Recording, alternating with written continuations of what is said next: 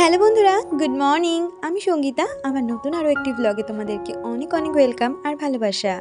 কেমন আছো তোমরা সবাই? আশা করছি ভালো আছো আর সুস্থ আছো। আমরাও না বেশ ভালো আছি। আর আজকের দিনটা হচ্ছে মঙ্গলবার, আর এখন ঘড়িতে বাজে সকাল ওই 8টা নাগাদ। তোমাদেরকে সাথে নিয়ে আজকে ব্লগটা এখান থেকে শুরু করছি। আই হোপ ব্লগটা তোমাদের একটু হলেও ভালো লাগবে। সময়টা না ভুল বললাম, এখন ঘড়িতে বাজে ওই 8:30 নাগাদ। তোজো বেরিয়ে গেছে।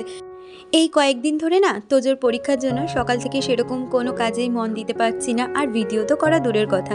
যেমন আজকের দিনটাই দেখো না, সকাল থেকে এখনো স্নান করতে পারিনি, শুধু বাসি জামা কাপড়টা চেঞ্জ করেছি, বাসি কাজকর্মগুলো সেরে নিয়েছি, আর তারপরে তোজোকে তুলে দিয়েছিলাম, আর তারপর ওকে পড়াতে নিয়ে বসেছিলাম। আজকে সকালের চা থেকে শুরু করে তোজোর কর্নফ্লেক্স সমস্তটাই হাজব্যান্ড করে দিয়েছে। তো এই হয়েছে ব্যাপার, সকাল দিকে এখন কোনো কাজেই মন দিতে পারছি না, আর কাজও করতে পারছি না। হাজব্যান্ড অনেকটাই হেল্প করে, কিন্তু কি বলতো, আগে বাচ্চাদের এক্সাম না হওয়া পর্যন্ত না ভীষণ টেনশন। ওই জন্য সকাল থেকে সমস্ত ঘর বাড়ি পড়ে রয়েছে। তো হাজব্যান্ড তো ওকে নিয়ে বেরিয়ে গেছে গাড়িতে তুলে দিতে, সাথে ও বাজারও করে নিয়ে আসবে। আর এই কদিন আমি এখন আর পুজো দেবো না, হাজব্যান্ড বাজার থেকে এসে পুজোটা সেরে নেবে। তাই বলতে পারো একটা দিক আমার সুবিধে হয়েছে, সকালবেলা আর স্নান করে পুজো দেওয়ার ব্যাপারটা নেই, যেহেতু এই কদিন তোজোর পরীক্ষার সাথে আমার ওই প্রবলেমটা চলছে। তো যাই হোক, ওইদিকে তো সবাই বেরিয়ে গেছে, আমি একটু নিশ্চিন্ত। এবারে এই ঘরটা গুছিয়ে নিলাম। ওই যে ওরা তো আজকে সকাল অবধি ছিল, সকালে সবাই বেরিয়ে গেছে, তাই জন্য আজকে বিছানার চাদরটা চেঞ্জ করে দিলাম। আর তারপরেই চলে এসেছি কিন্তু এই ঘরের বিছানার চাদরটা চেঞ্জ করতে। এই যে প্রতি সপ্তাহে যে বিছানার চাদরটা চেঞ্জ করি, মানে ওরা আসার আগের দিনই কিন্তু আমি আমাদের ঘরে বিছানার চাদরটা চেঞ্জ করেছি। আর এই কদিন তো সবাই আমরা একটা ঘরেই শুয়েছি, যেহেতু আমাদের একটা ঘরেই এসি, সে কারণে কিন্তু আমরা নিচে শুতাম আর ওরা ওপরে শুতো। আমরা যেহেতু বিছানায় শুতাম না, তাই চাদরটাও ভেবেছি আর পাল্টাবো না, সবাই বেরিয়ে গেলে তারপরে চাদরটা চেঞ্জ করবো, কারণ ওই বিছানাতে আমি অন্তত শুতে পারবো না। তো এরকম একটা ব্যাপার। আর কথা বলতে বলতে দেখো এই ঘরের বিছানার চাদরটাও চেঞ্জ করে নিয়েছি। এই জন্য ভাবলাম কি, যে চানটা যখন করিনি, সমস্ত চাদর টাদর তুলে নিয়ে যতটা পারবো আজকে কেচে দেবো, আর যেগুলো থাকবে সেগুলো কালকে কাচবো, কারণ এত জামা কাপড় কেচে তো দিলে হবে না, মেলারও জায়গা লাগবে। আর তারপরে আকাশের অবস্থাও খুব একটা যে ভালো সেটা নয়, কিন্তু সকালের দিক করে যেতটুকু আকাশটা ভালো থাকে তার মধ্যে কিন্তু সমস্ত জামা কাপড়ই মোটামুটি টেনে যায়।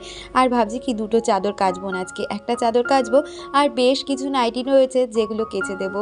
তো আজকে অনেক কাচা ধোয়া রয়েছে, আর স্নানটাও সেই জন্য দেরি করে করছি। এই যে দেখো এই ঘরের বিছানাটা গুছিয়ে নিচ্ছি, মানে দুটো ঘরই মোটামুটি গোছানো হয়ে গেছে। আর এই সোফাটা গুছিয়ে নিয়ে এর মধ্যে দেখলাম কি হাজবেন্ডও চলে এসেছে। আর আজকে যেহেতু বাজার থেকে মাছ আনা হয়েছে, তাই ভাবছি কি স্নান করার আগে মাছটা ধুয়ে রেখে যাব, সাথে নুন হলুদটাও মাখিয়ে রেখে যাব। কারণ কি বলতো, স্নান করে এসে সত্যি কথা বলতে এই মাছ ধরতে না আমার ভীষণ গা গিনগিন করে। কিন্তু প্রতিদিনের যেহেতু একটা অভ্যেস সকালবেলা স্নান করে তারপরে রান্নাবান্না করার, সেক্ষেত্রে সমস্যা হয় না। যদিও বা আজকে দেরি করে স্নান করছি, সে কারণেই কিন্তু আজকে আগে মাছটা ধুয়ে রেখে তারপরে স্নানে চলে যাব। তারপর ওই প্রতিদিনের মতন কাঁচা ধোয়াটা সেরে নেব, তারপর স্নান করে নেব। তার আগে এইদিকে দেখো, একদিকে যে জামা কাপড়গুলো ছিল সেগুলোই সমস্তটা গুছিয়ে নিচ্ছি। আসলে প্রতিদিনেই যে কাজের রুটিন আমার সেম থাকে সেটা কিন্তু নয়, আমার পরিস্থিতি অনুযায়ী আমি কাজগুলোকে কিভাবে করব সেভাবে সেট করে নিই, আর সেইভাবেই করে থাকি।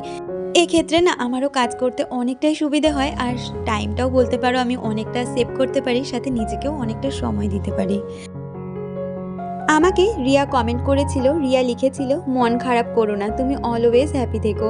আমি তো সব সময় হ্যাপি থাকার চেষ্টা করি, কিন্তু কি বলতো, পৃথিবীতে যখন মা বাবা চলে যায় না, সেই কষ্টটা কোনোভাবেই মেটাতে পারি না, আর সেই জায়গাটা কেউ কখনো কারুকে দিতেও পারবে না, নিতেও পারবে না। তো এই হয়েছে ব্যাপার। আর এদিকে কথা বলতে বলতে ওই যে যেমনটা বললাম, বাজার কিন্তু এসে গেছে, আর বাজার থেকে আনা হয়েছিল আজকে পুঁই শাক, সাথে মাছ। আসলে আমাদের বাড়িতে না বলতে পারো মাছ ছাড়া একদিন 8 দিন চলাটা খুবই মুশকিল হয়ে যায়। ওই যে যখন আমি সংকল্প নিয়েছিলাম তখন তো টানা 11 দিন নিরামিষ খেয়েছি, আর এই যে ওরা এসেছিল বলে মোটামুটি 3 দিন মতন নিরামিষই চললো বাড়িতে। আর আজকে মাছ এনে অনেকটাই না ভালো লাগছে, আসলে বলতে পারো আমরা মাছ খাওয়া বাঙালি যাকে বলে। তো এই যে আজকে মাছের মাথা এনেছিল, যেটা দিয়ে পুঁই শাক করবো, আর তার সাথে এনেছিল কাতলা মাছের পেটি।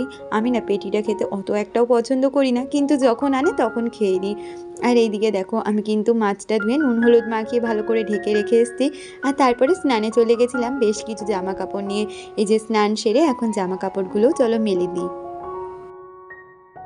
আমাকে রাজিয়া খান কমেন্ট করেছিল। রাজিয়া লিখেছে, আমিও না মাঝে মাঝে ভাবি যে আমি আমার মাকে ছাড়া কিভাবে থাকবো। সত্যি মা ছাড়া যে কতটা অসহায় সেটা এখন আমি জানি। মানে আমার হাজব্যান্ড মা নাই তো, আমি আসার পরে মানে আমার ছেলে হওয়ার পরে আর কি আমার শাশুড়ি মা মারা গেছে। বেশ কষ্ট লেগেছে জানো, আমারও সেম অবস্থা জানো তো। আমার ছেলের যখন 3 মাস বয়স তখনই কিন্তু আমার শাশুড়ি মা মারা গেছে। আসলে এমন সিচুয়েশানে আমার শাশুড়ি মা মারা গেছিলেন, আমার ছেলের যেদিন মুখে প্রসাদ দেবো ভেবেছিলাম 4 মাসে, তো তার আগের সপ্তাহে আমার শাশুড়ি মা মারা গেছেন। যার জন্য আমাদের তোজোর জানো তো অন্নপ্রাশন হয়নি। সব অ্যারেঞ্জমেন্ট হয়ে গেছিলো কিন্তু করতে পারিনি। ওই বাবা একটু মুখে প্রসাদ দিয়েছিল, ওই মামা ভাত মতন হয়েছিল, কিন্তু তোজোর কিন্তু অন্নপ্রাশন হয়নি। তো আমিও সেই সময়টা ফিল করেছিলাম যে আমার হাজব্যান্ডের মা হারানোর পরে তার কতটা কষ্ট হয়েছে, আর এখন নিজের মাকে হারিয়ে তো বুঝতে পারি সত্যি কষ্টটা কোথায়। তো যাই হোক, আজকে আর এসব নিয়ে কোনো কথা বলবো না। আজকে আমার সংসারপত্র নিয়েই কথা বলবো, যেটাকে আমি ভালোবেসে করি আর যেটার মধ্যে থেকে আমি অনেক কিছু ভুলে যেতে পেরেছি জীবনের, কিন্তু সবটা না। আর ওইদিকে জামা কাপড়গুলো মেলে দিয়ে এসেছি, এসেই রান্নাঘরে আগে ভাতটা বসিয়ে দিয়েছি। ঘর তো পরিষ্কার হয়ে গেছে, ঘর পরিষ্কার করার ব্যাপার নেই, এখন শুধু রান্নাটা তাড়াতাড়ি করে নেব। একটা গ্যাসে ভাত বসিয়ে দিয়েছি, সাথে মাছগুলোকেও ভেজে নিচ্ছি। আর এদিকে মাছের ঝোলটা বসিয়ে দিয়ে ভাতটা হলে তারপরে পুঁই শাকটা করে নেব। আর কাটাকুটি কিন্তু আমার হাজব্যান্ডই সমস্তটা করে দিয়ে গেছে। ও ছাড়া মানে আমি কাটাকুটি করার ক্ষেত্রে বলতে পারো অচল। আর দেখবে কেউ যদি রান্নার সময় একটু কাটাকুটি করে দিয়ে যায়, আমাদের কিন্তু অনেকটাই হেল্প হয়ে যায়। আর এদিকে দেখো মাছগুলোকে আমি একের পর এক ভেজে নিয়েছি, সাথে এখন আলুগুলোকেও ভেজে নিচ্ছি। আজকে মাছের ঝোলটা প্লেন আলু দিয়েই করব, তবুও একটুখানি মশলা হিসেবে কিন্তু একটা পেঁয়াজ দিয়েছিলাম, তার সাথে আদা জিরে এরকমই বাটা দিয়ে আজকে রান্নাটা করেছিলাম। আর আমাদের বাড়িতে বলতে পারো আমরা কিন্তু মাছ খেতে সবাই ভীষণ পছন্দ করি। আগে জানতাম দুষ্টু খুব একটা মাছ খায় না, তবে এখন এখানে এসে দেখছি দুষ্টুও কিন্তু আমাদের মতন মাছ প্রেমী মানুষ হয়ে গেছে। আমার তো বলতে পারো একটু মাছের ঝোলের গন্ধ হলেই কিন্তু হয়ে যায় ভাত খাওয়া, মাছও লাগবে না। আমার শাশুড়ি মাও জানো তো এরকম ছিল, মাছের গন্ধ পেলেই ভাত খাওয়া হয়ে যায়, মাছও লাগতো না। তো আমাদেরও মাঝে মানে মাছ না হলে আমরা যেন কীরকম একটা পাগল পাগল হয়ে যাব, এরকম একটা বিষয়। তো যে সব প্রতিদিনই যে মাছ খাওয়া হয় সেটা নয়, আমাদের কিন্তু মাঝে 2 দিন নিরামিষ চলে, তার মাঝেও কিন্তু ডিম মাছ মাংস সমস্তটাই চলে। আর এইদিকে দেখো কথা বলতে বলতে আমি কিন্তু মাছের ঝোলটা বসিয়ে দিয়েছি, সাথে কিন্তু আমি ওইদিকে মাছের মাথাগুলো ভাজা বসিয়ে দিয়ে শাকটা ধুয়ে নিচ্ছি ভালো করে। আর আমাদের বাড়িতে কি বলতো, পুঁই শাকটা খেতে সবাই বেশি পছন্দ করি, যেহেতু এটার মধ্যে একটু মাঝে মধ্যে চিংড়ি মাছ দিই, তোজও মাঝে মধ্যে খায়। তবে আজকে যেহেতু চিংড়ি মাছ দিইনি, মাছের মাথা দিয়েছি, ওই খুঁটে খুঁটে একটু খেয়েছে, খুব একটা ভালো যে খেয়েছে সেটা বলবো না। এছাড়া ও পালং শাক খেতেও ভীষণ পছন্দ করে। আমাদের বাড়িতে এইরকম মানে সমস্ত সবজি দিয়ে পুঁই শাক পালং শাকটাই একটু বেশি হয়। আমাকে ঝিলি ব্যানার্জি কমেন্ট করেছিলে, তুমি লিখেছিলে তোমার চোখের জল দেখে খুব খারাপ লাগছিল। দি তুমি কষ্ট পেও না, ভালো থেকো, তোমরা আছো বলেই ভালো আছি। আর সত্যি বলতে এই সংসারটা আছে বলেই কিন্তু আমি এখনও ভালো আছি, বেঁচে আছি। শুধু সংসারের মানুষগুলোর দিকে তাকিয়ে আর সংসারের কাজগুলো করতে পারি বলে নিজেকে অনেকটা ব্যস্ত রাখতে পেরেছি, সাথে এই ভিডিওর কাজটা, যাতে ওই যে বললাম অনেকটা কষ্টই ভুলে যেতে পেরেছি, কিন্তু সমস্তটা নয়। এক জীবনে সব কিছু তো আর ভোলা যায় না, কিছু কষ্ট সারা জীবন রয়ে যায়। আর সুখ দুঃখ নিয়েই তো আমাদের জীবন, এইভাবেই কাটিয়ে যেতে হবে আর এটাই মেনে নিতে হবে। আর এদিকে দেখো কথা বলতে বলতে আমি কিন্তু পুঁই শাকটা কিন্তু বসিয়েও দিলাম। আমি না পুঁই শাক না একটু পেঁয়াজ আর রসুন দিয়ে করি, এক্ষেত্রে না এর টেস্টটাও অনেক ভালো আসে আর খেতেও খুব ভালো লাগে।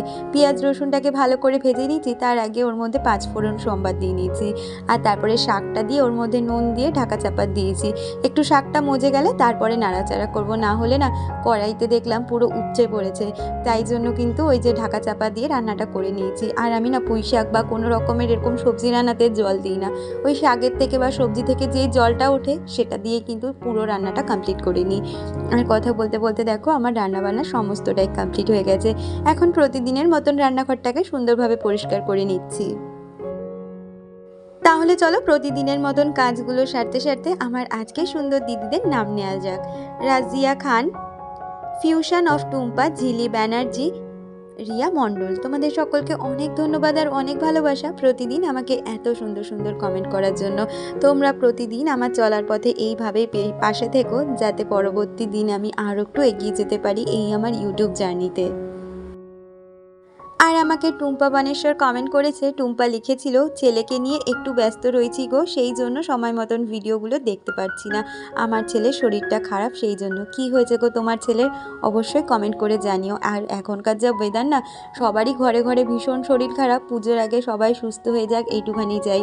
মা তো বছরে একবার আসে, আর মাকে ঘিরেই তো আমাদের এত কিছু সমস্ত।